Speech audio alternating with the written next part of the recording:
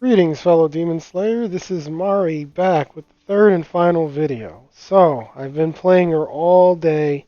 She's done. She's level 81. She's awoken. She's geared. I have 3 builds I'm going to share with everyone. They're all freaking good. She's freaking good. She does a frick ton of damage. She's a joy to play. The big question, no, she's not an auto battle character. You have to play her. You have to drive her. And God, is she fun.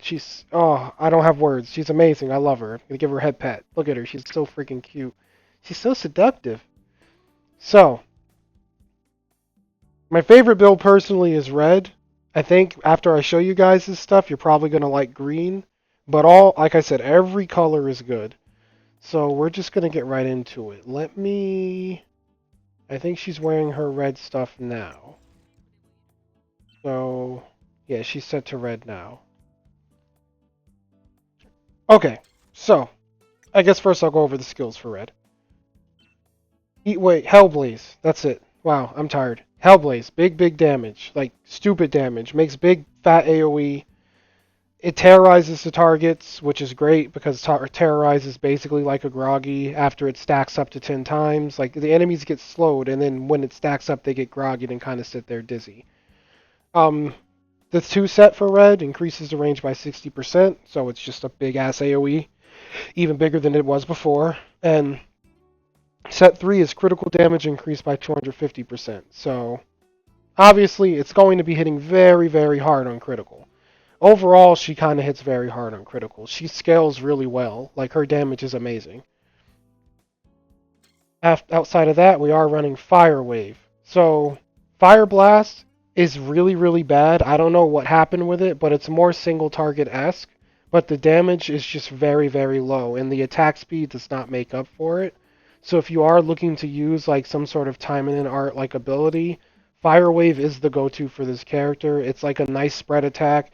It still counts as ranged, and it deals a crap ton of damage, and it deals a crap ton of AoE, making her very powerful. Like she's the AoE queen. Like, no matter what build you play with her, like, her AoEs are top notch. So definitely definitely keep that in mind when playing her. You want to blow up the whole room, not just one thing.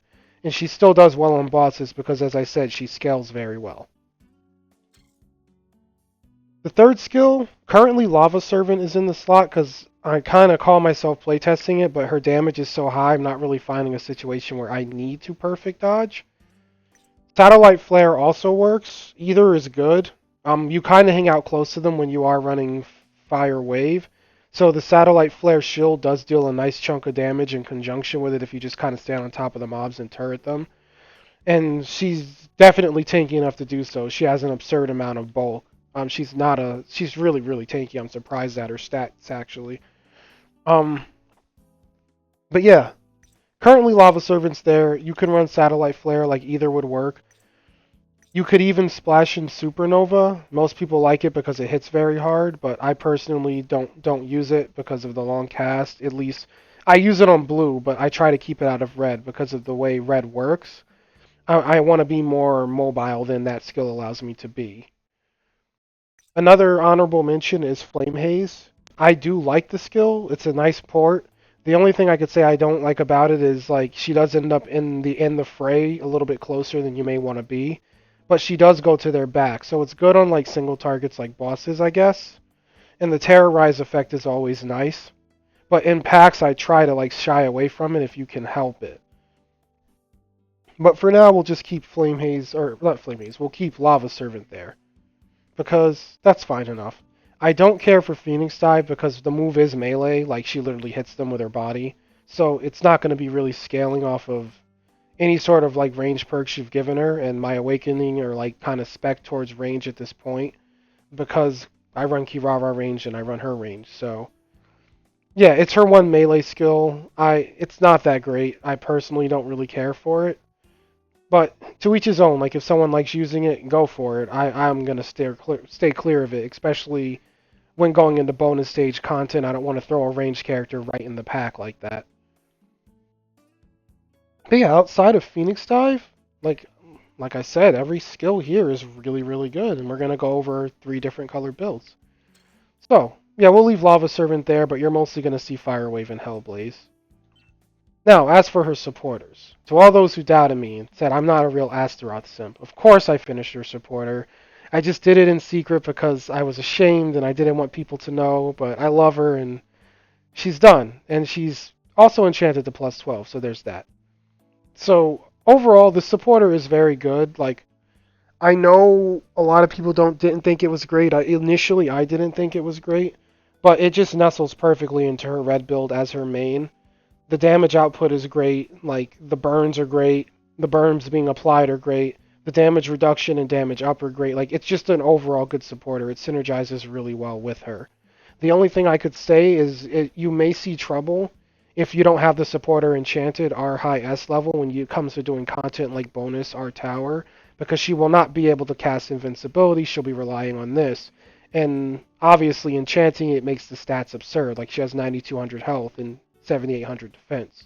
So that's going to further help you scale into those in-game spaces and allow her to survive.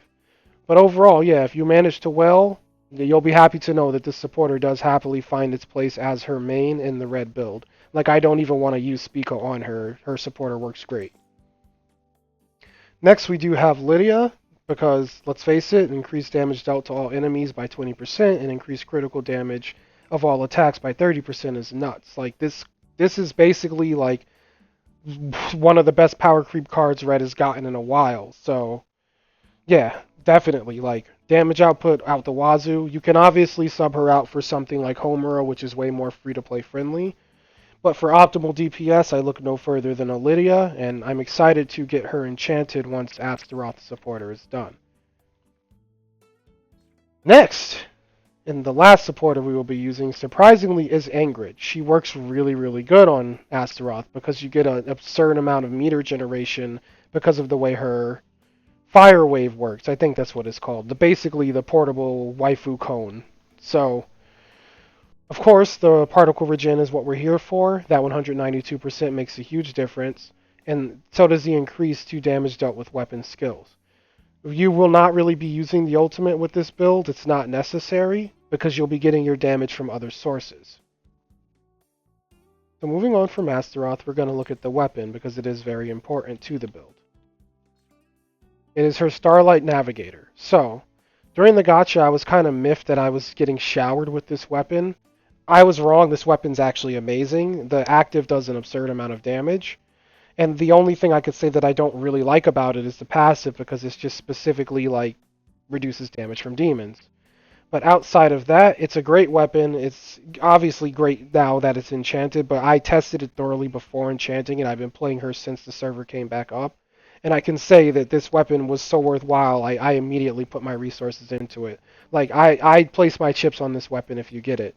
The active is just reason enough. It does do enough damage to overshadow needing to ult. And basically it just says, performs an attack by slamming down a meteor, dealing 980% damage. That area of effect is rather big, and it does kind of stretch out pretty far in front of her. So if you're facing the enemies and there's like a clump of them, chances are you're going to get a nice multi-kill with it. So there's that. The final and most important part of the active is that it does provide her with super armor for 6 seconds, allowing her to not get knocked around, allowing her to long cast AoEs such as Hellblaze, or just continue to fire wave and stack up damage. And, our Fist for Perfect dodges and drop a servant or get a shield or whatever you're doing with her. Overall, she's just an amazing character. Like, I have no words. Like, they actually released a character that doesn't suck. I have nothing bad to say about her. I think she's great. So now that I showed you how the red build is working and what the idea is, let's go show the gameplay. Also, we got the PvP weapon in the off slot. Just so you know what's sitting there. So we are going to do the event because it's the hardest content available right now since I don't have tower anymore, and unfortunately there's no bonus stage, so we're just going to do the respective like pure build maps. We're going to first do suppress, then we're going to hit up blue and see if I can score one of those really big crits from earlier, because blue gets really funny with the DPS. And then finally we'll showcase a green build on the assist map, because that'll be the fastest clear. So, hard mode, let's put her on the hardest map we can. Let's see how she does, eh? Play a little bit of that chicken broth Astaroth. Oh my god, I'm over the moon for her. Like, literally worth every penny. Like, this is the first time in a long time I've not regretted, like, going in on a character in this game. So we're just going to pop her supporter, get a nice chunk of damage, get a little boy there. We're gonna do a Hellblaze here. Get that pet out. And yeah, just see big ticks. Like, it's just like red is such sustained damage, it's nuts. Like, you're not gonna see big like 500-600k crits, but what you will see is like consistent like 200k crits. Like, that's the weapon skill. It does a crap ton of damage. She has another Hellblaze to use, so we're gonna drop that. Get a nice chunk of damage. Get a nice dodge. Have enough to just drop another weapon, and that's it. That's the map. Insane DPS. This character should have no problem clearing bonus. The only thing I could say about the red build is it is rather like well-centric, where you do need like things like her supporter. Ingrid is most people should have an Ingrid because she was given out for free. But if you don't have an Ingrid, it's going to be a little hard to get the meter generation I had here to do what I was doing. And as far as the Lydia, that's the same thing. If you didn't get her, you have to wait for her to hit the pull, but at least she's not a limited supporter like these two. And I may actually take and get my Ingrid to S5 because, yeah, I have the item to do it, and she's really rounded out this build. Like, she works amazing with the Starlight Navigator. It's just a high synergy build, but it is a very expensive build. Substitutes I'd make. I don't really see a way to take Ingrid out if you're going to run Starlight Navigator and spam the skill. So, options you could do, if you happen to have a Lydia, or even if you don't, you could maybe take out Lydia for Homura as a damage option if you just do not have the Ingrid to use or you don't like Ingrid, which is understandable because she does bring a very odd playstyle where you're not ulting. You could remove Ingrid and just give yourself Shirayuki, I believe the name of the Dark Elf waifu. That way you'll have that additional 36% damage because she is a demon. So let's get back in here and look at these things instead of just saying their names. So yeah, we all know what Homura is, so I'm not going to fish her out. But for those who don't remember, Shirayuki is a fine replacement for Ingrid. If you don't want to run this type of build, or if you got the Rebellious weapon, this way you can just give yourself raw damage. If you are lacking in Astaroth support, you could probably stack a Yozora for some sort of sustain. She always works, and her stun is helpful. You could use a Sora for her buff potential, and the fact that she just deals that additional bit of damage after using a skill. That'll help Astaroth because her cooldowns are long, so having a little bit of flashback damage would just be like a knife oomph. Or you could go ahead and throw Nino in the main slot and get that increased damage to range attacks, because outside of her dive attack, what is it called again? I don't remember. Phoenix Dive, that's it. Outside of Phoenix Dive, everything here is ranged, so yeah, she's a pretty versatile character overall. She works well with most of the good red supporters. It's just, what you want to do with her. The only one I wouldn't try to throw in is, like, Hibiki, only because her red build doesn't have a decent way to spread burn. It does spread terrorize, but to spread terrorize, you have to get 10 stacks. And I don't know if it actually counts as, like, being in the status effect state. I think it does. I think Terrorize on red would work with Hibiki. Actually, a Hibiki would work. I'm just kind of spitballing at this point, but yeah, most supporters would, most like, all-arounder supporters do work on her. And that's just a great, it's a great thing to see because, oof, Kirara's so bad with her supporter and it sucks. But yeah, Astaroth's great. Moving on from red, let's get off the subject of this. We're going to put on the blue build. Now I'm going to thank Kisaragi and Kaito 3D because they were watching me stream earlier, and I actually had them make the blue build because I don't like playing blue. And they came up with something pretty fun, and it's free-to-play friendly as hell. So we are going to be putting Kaito in the first slot, which is funny because Kaito 3D and Kisaragi suggested her, so Kaito suggested Kaito in a way. In the secondary slot, we are going to throw on Micah. Just bear with me, guys. This build is really good. It's so funny. And then we're going to use Onigumo because we are fighting demons. And obviously the meta for blue still kind of stands. If you're fighting machines, you're going to put on like an Amane. And if you're fighting demons, you're going to use the Onigumo. And then if you're fighting humans, you should have a Haruka in the main slot. Otherwise, like, I don't think there is a blue that does it as a passive yet, unfortunately. But that's pretty much how it works. In the case of using... In the case of fighting humans, I guess you could throw in something like Haru, just to lower the cooldown of the supporter in the main slot, which in this case would be Kaito. But this is the blue build we came up with. As far as the skills we're running, we did not take off Fire Wave. Lava Servant, again, can sit here. Or you can use Satellite Flare, it really doesn't matter. Again, each of these skills is good, it's just a splash into the build. So I'll leave the Lava Servant, because the real star of the show in the case of this build is going to be Supernova. Now, Tack was telling me this skill had like insane scaling, like early this morning when she first came up. He was getting like 50 to 60k crits when she was in like her teens as far as level goes. Like I think she was level 16. So, imagine that in in-game. Well, you don't have to because I'm going to show you. It's going to be really big hits and they're really fun. Okay, so going back, we are going to run the Protect mission, because this is the hardest thing she can access with this build. Oh, no, I only want to do one. And we're going to go right in there. So, I don't know if I'll be able to replicate it, but if everything lines up and you get the Micah buff with a snare and you drop a Supernova, we did have her get a 1.1 million crit on Supernova. Just so people know that the type of damage I'm talking about here. So let me try here. Yeah, there, 1.4 million.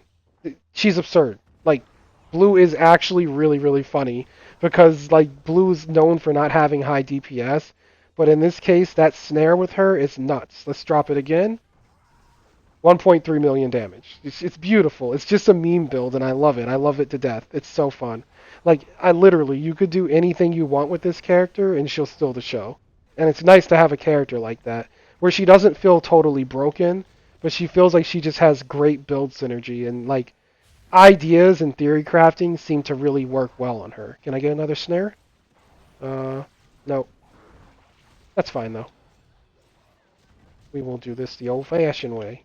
Let's get a dodge, get my little buddy up. Little buddy shooting. And I love that she's, like, basically a pet class. She's just such a good character, man. Like, kudos, Grimmery. Like, you guys, you nailed it. You hit the ball out of the park. Like, you will get no complaints from Mari about, whoa, he's chilling there. Look at him. That was a jaw and stuff. So yeah, that's the blue build. 1.4 million damage crit. Oof. I got an even bigger one than I got with the guys today. You're nuts, aren't you, Astaroth? Oh my god. Okay.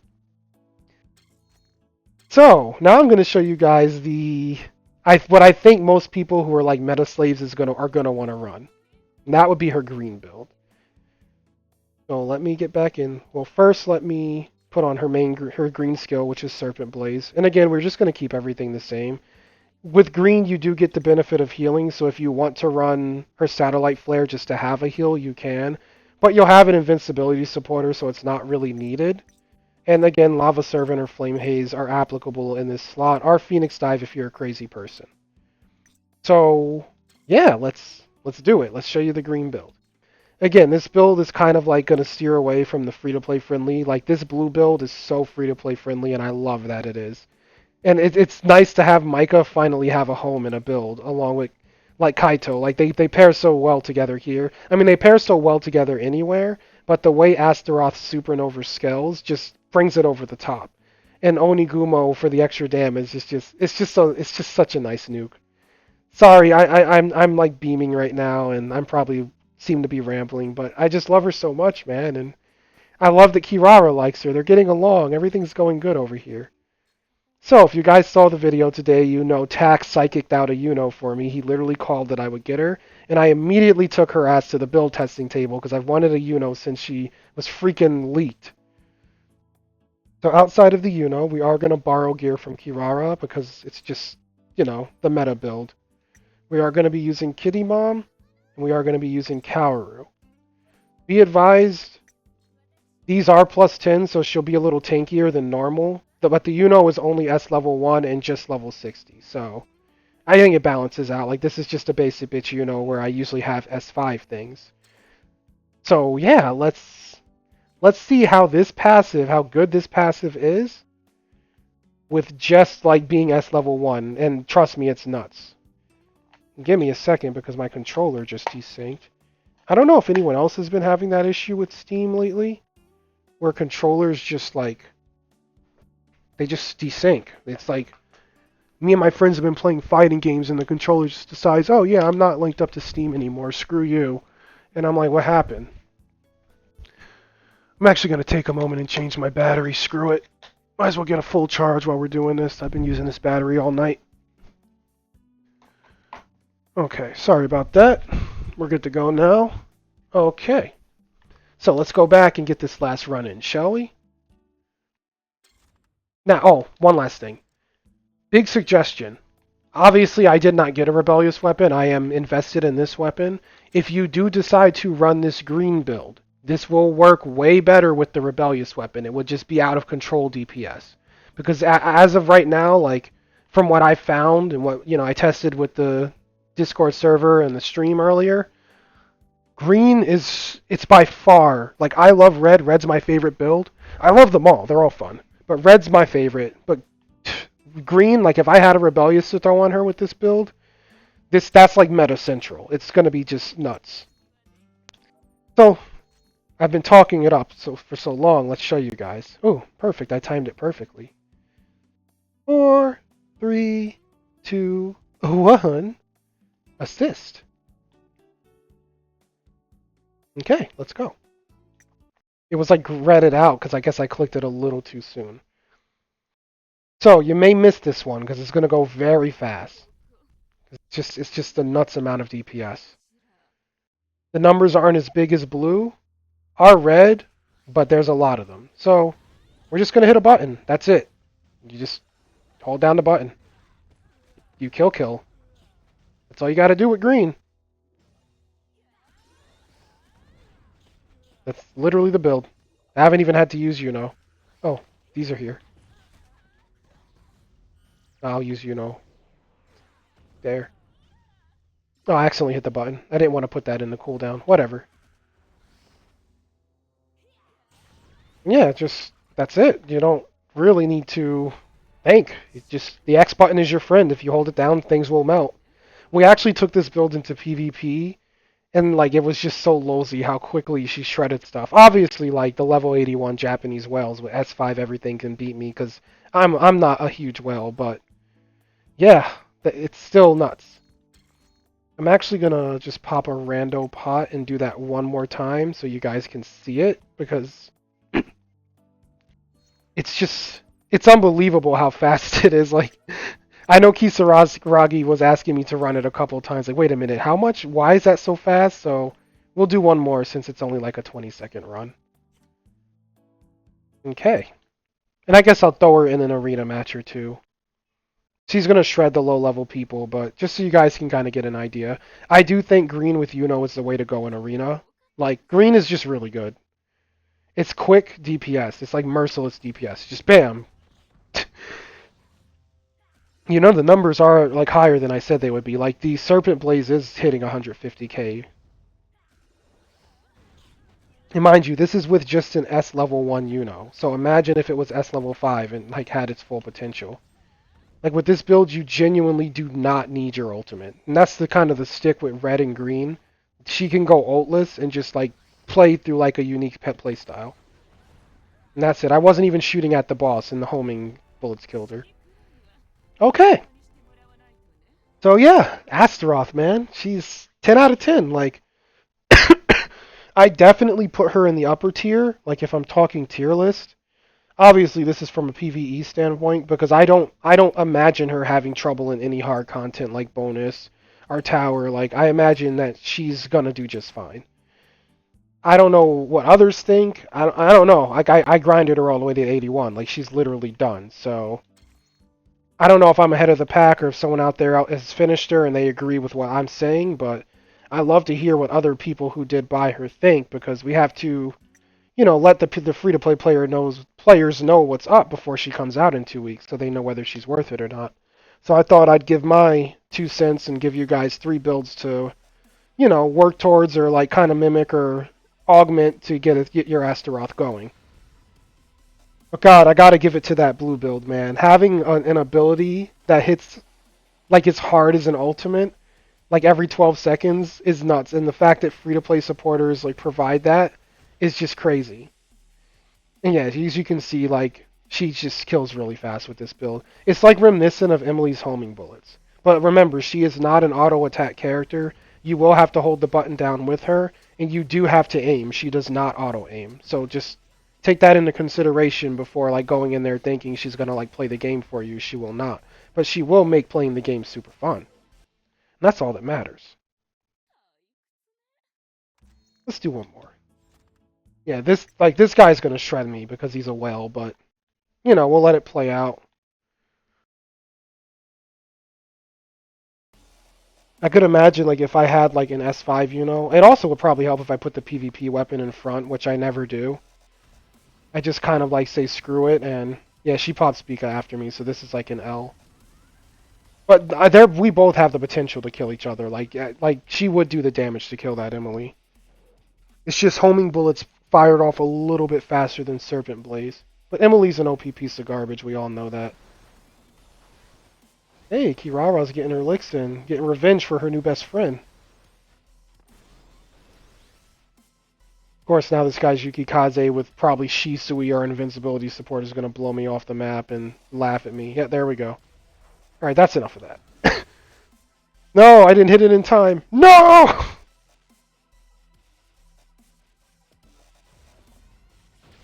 Okay, well, that works too. But yeah, I by no means try to rank in Arena, so you all can judge me if you want, but I just play it for the gems. I get my top class and I go about my business. But overall, yeah, that was a little sneak peek at how she would do in PvP. Like I said, if you have the S5 and if you actually aren't an idiot and put your PvP weapon first, I could see her being able to hang in like the higher ranks.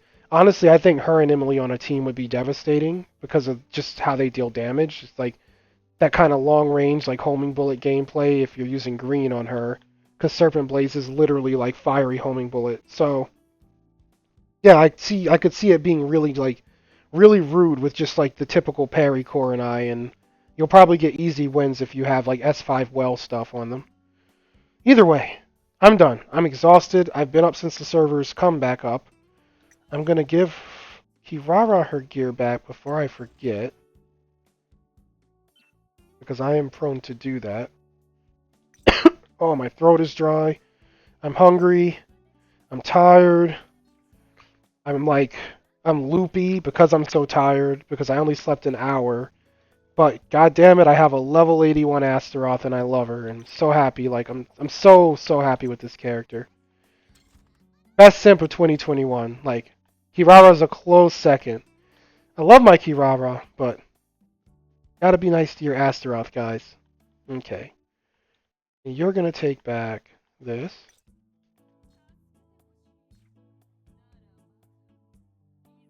Not this. This here, Lydia. Also, as a substitute, if you do have a Shirayuki, I know I said Lydia over, like if you don't have Lydia to use a Homura, but Shirayuki also would substitute out if you don't have a Lydia. Like if you do have the Astaroth and the Ingrid and you're wanting to run a build like this, Homura or Shirayuki do make good substitutes. Just, throwing that out there if people didn't catch on to that. And then this Ingrid. God, I'm so happy I'm getting use out of this. There's a nano machine in her future. Okay, so that's that. I hope you guys enjoyed it.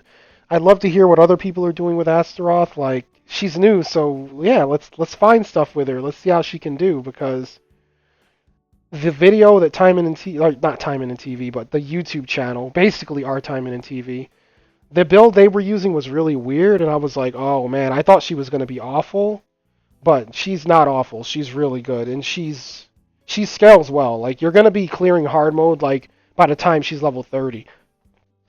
Like, even with bad gear. Tak was doing hard mode, I think, by level 20 and maybe 16. So, she's great. Like, that's all there is to it. And I hope your days are as great as her, because I'm ending the video here. Enjoy your Astaroth, and to all those people who are waiting, definitely get to saving, because she's definitely worth the gem purchase. And that'll be the video. If you guys found it helpful or informative, like or subscribe, and I'm going to go get some much needed sleep. Goodbye, fellow Demon Slayers. Take care.